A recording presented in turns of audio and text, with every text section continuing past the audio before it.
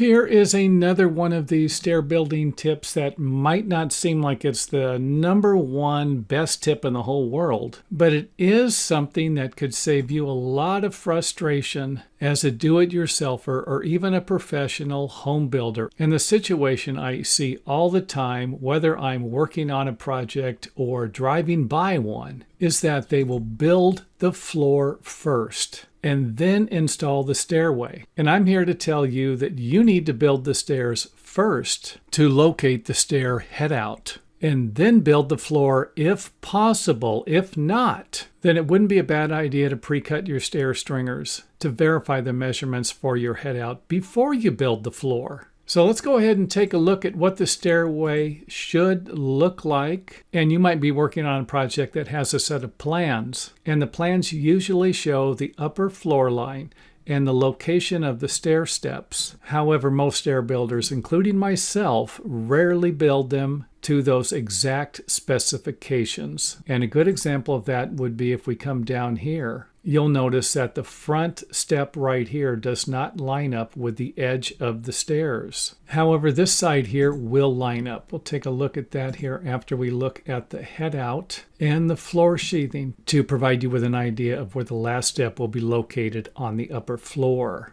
And if you have a situation like this, you can build the landing and the steps below first, and then draw a line on the landing where you want the front of the stringer to line up with. And you could even install a block here if you need to prevent the stringer from sliding down while you're holding it up on the other side. And to find this position here, you're going to need to subtract for the width of the stair riser and the nosing if it's going to have one. And in this situation here, we're going to have a 3/4 inch thick riser with a 1 inch overhang, suggesting that this needs to be moved back at least 1 3/4 inches. And then after we have that, we can just simply cut one stair stringer. And if you have a situation like this, you can pre-cut the stair stringer and then use it to locate the stair headout or support beam. However, if that won't work for you, you can always have the stringer run a little longer and then line it up with the measurement you've selected that will work best for the upper floor framing.